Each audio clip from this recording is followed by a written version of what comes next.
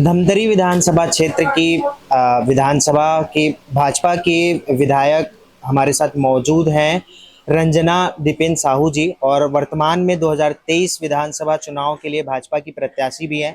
सबसे पहले तो दीदी बहुत बहुत स्वागत है आपका। पहला सवाल मेरा ये है कि आपके क्षेत्र में पिछले अभी हमने जनता से भी बातचीत की और जो है लोगों से बातचीत की आपके विधानसभा क्षेत्र में, तो कुछ कुछ कह सकते हैं कि जो समस्याएं जो है रोड को लेके, ब्रेकर को लेके बनी हुई है, इस पर क्या कहना चाहते हैं? देखिए, ये जो रोड की जो समस्या है, आपको रोड कम और गड्ढे ज्यादा दिख रहे होंगे। ये केवल धमतरी की नहीं, पूरे प्रदेश की ये समस्या है।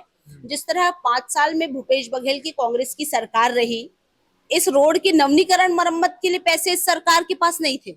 बड़ी बड़ी बातें मंचों पर करना, स्टेटमेंट देना, ये सारी चीजें बड़ी अच्छी लगती हैं, लेकिन वास्तविक धरातल पर स्थिति ये है कि हमको मुख्यमंत्री जी यहाँ पर आए थे और स्पष्ट तौर पर हमारे धमतरी की जनता को ये कहकर गए थे सार्वजनिक मंचों पर कि धमतरी शहर की जो अप्रोच रोड है चारों तरफ की, वो रोड आपको तत्काल उसकी स्वीकृति मिलेगी। लेकिन आज पर्यंत तक, चूंकि वो भेंट मुलाकात में आए थे, अभी तक उस रोड की स्वीकृति नहीं मिली है। वो अनुपूरक बजट में भी शामिल नहीं। क्या कारण है, मतलब आपको काम करने नहीं दे रहे हैं या फिर वो इस क्षेत्र में ध्यान नहीं दे पा रहे हैं? देखिए, जाहिर सी बात है, चूंकि हम विपक्ष में है, विपक्ष में हम अपनी भूमिका निभा रहे हैं। यहाँ पर विधायक भाजपा की है, शायद इसलिए उनकी ऐसी मंशा है कि यहाँ पर काम न दिया जाए।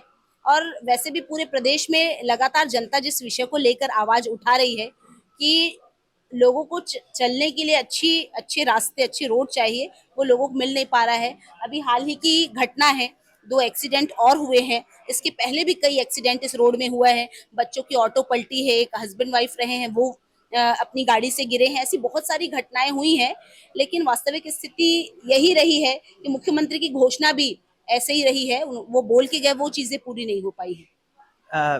रंजना जी, ये जानना चाह रहा हूँ, पिछले 5 सालों में कांग्रेस की सरकार है, अगर 2023 विधानसभा चुनाव में भाजपा की सरकार आती तो ऐसे कौन कौन से मुद्दे नजर आ रहे हैं जिस पर सबसे पहले काम होना चाहिए?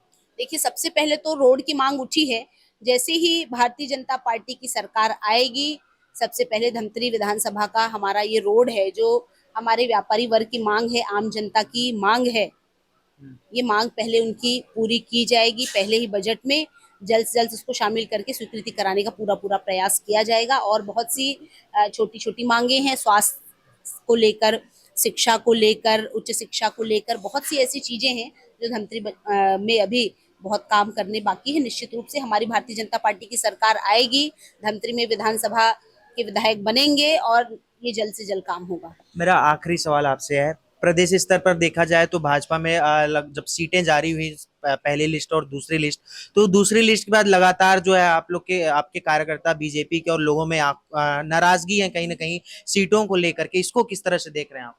देखिए, इसको होती छोटी चीजें हैं, लेकिन बताया बहुत बड़ा जाता है मीडिया के माध्यम से भी। एक ही घर में यदि 4 बर्तन हैं, तो कुछ न कुछ आवाजें होती हैं। हमारे भारतीय जनता पार्टी के सभी हम सब कार्यकर्ता मिलकर एक साथ पार्टी को आगे बढ़ाने के लिए पार्टी के बड़े दायित्व के साथ काम करते हैं। यदि थोड़ा बहुत ऐसा कोई विषय यदि आता है, तो निश्चित रूप से उसको बैठकर और उसका समन्वय बनाकर उसमें काम करने की आवश्यकता है।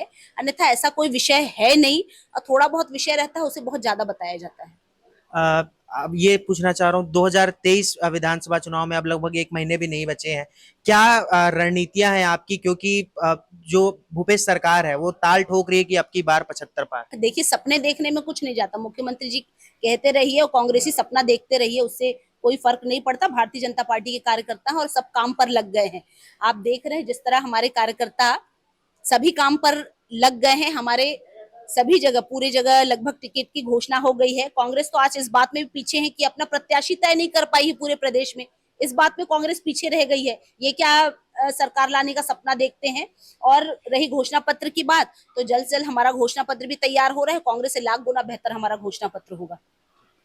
तो आप हमारे साथ देख रहे थे धमतरी विधानसभा की विधायक रंजना दीपेन साहू जी। अब देखने वाली बात होगी कि 2023 विधानसभा चुनाव में यहाँ की जनता जो है इनको दोबारा चुनती है या फिर कोई और चेहरा जो है विधानसभा क्षेत्र में सामने आता है। फिलहाल के लिए इतना ही। देखते रहिए वोकल टीवी। मेरे सहयोगी दीपक साहू के साथ मैं प्रियांशु कश्यप, रायपुर, छत्तीसगढ़।